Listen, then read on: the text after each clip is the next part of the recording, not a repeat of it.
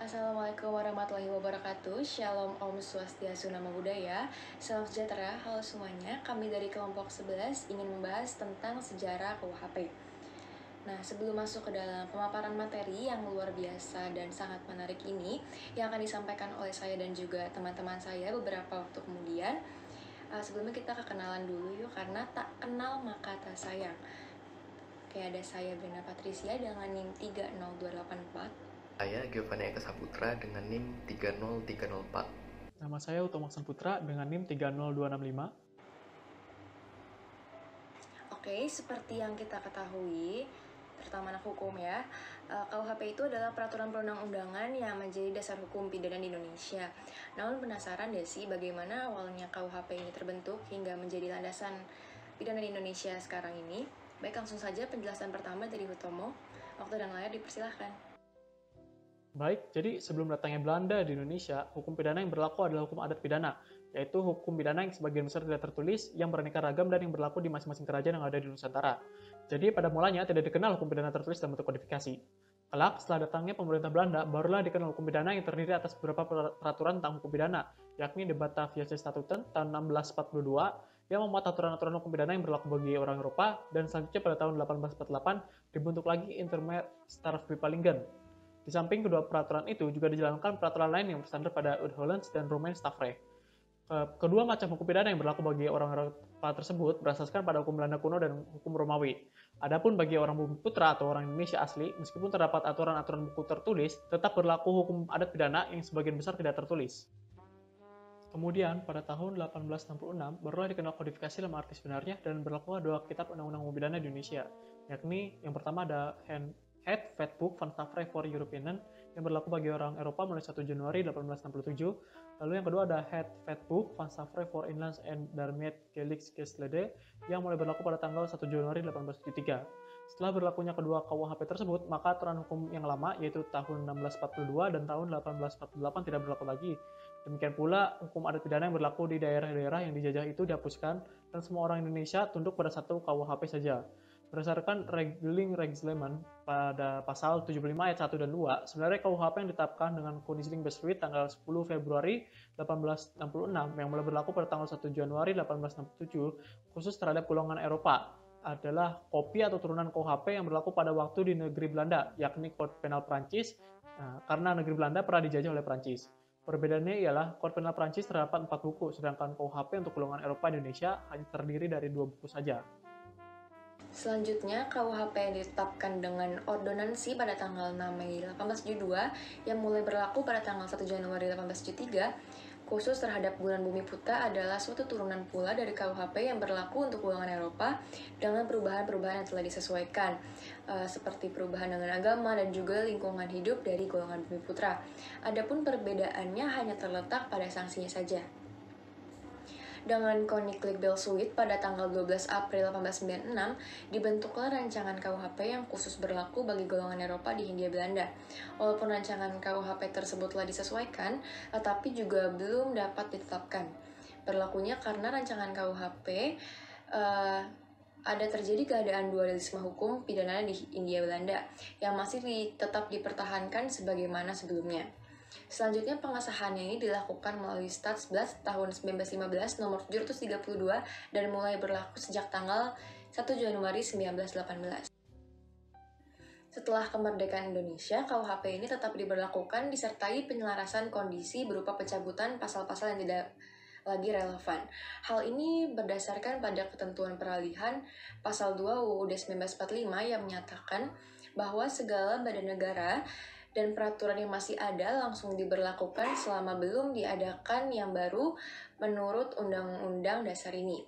Nah, ketentuan tersebutlah yang kemudian menjadi dasar hukum pemberlakuan semua peraturan perundang-undangan pada masa kolonial di masa kemerdekaan Indonesia.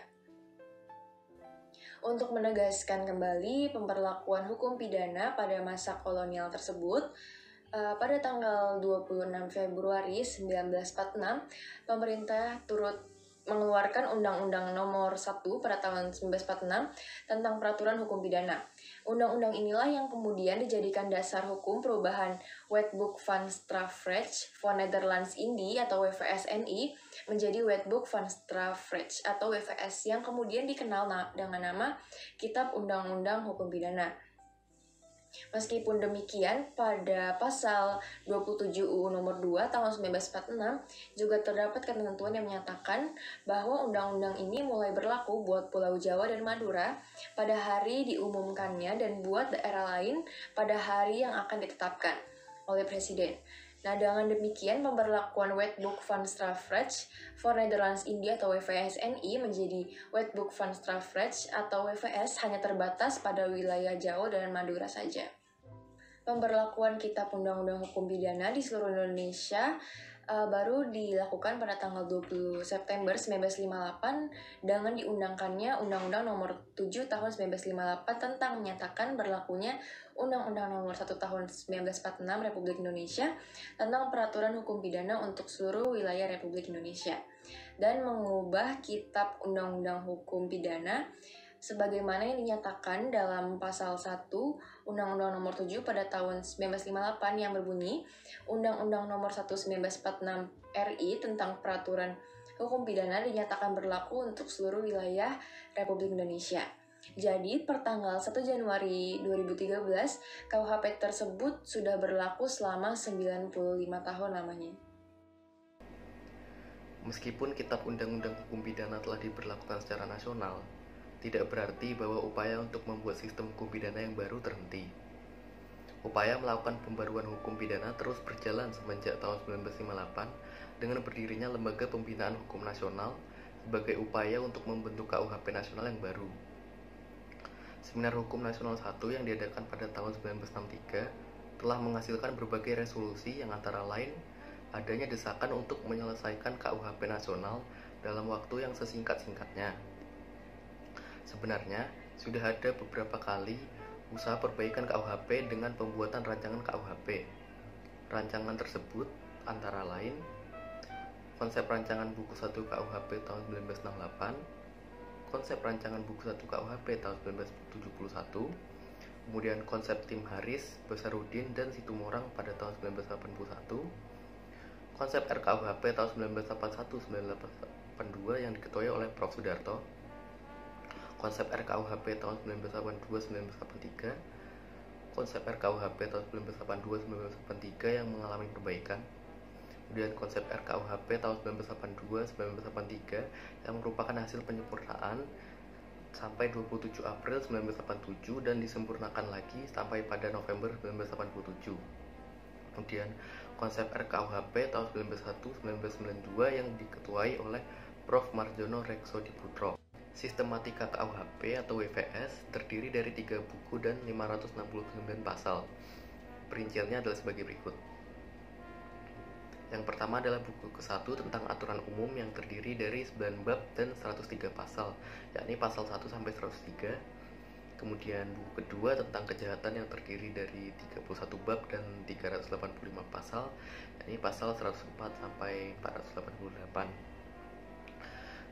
Kemudian buku ketiga tentang pelanggaran yang terdiri dari 9 bab dan 81 pasal, yakni pasal 489 sampai 569. Aturan umum yang disebut dalam buku pertama bab 1 sampai bab 8 berlaku bagi buku kedua, buku ketiga, dan aturan hukum pidana di luar KUHP, kecuali aturan di luar KUHP tersebut menentukan lain. Bisa dilihat di pasal 103 KUHP. Baik, itulah yang bisa kami sampaikan mengenai sejarah KUHP. Tentunya sangat menarik dan menambah pengetahuan banget. Semoga bermanfaat untuk pembelajaran ke depannya. Dan kami mohon maaf jika ada salah kata atau kekurangan selama penyampaian materi. Sekian dan terima kasih. Sampai jumpa kembali.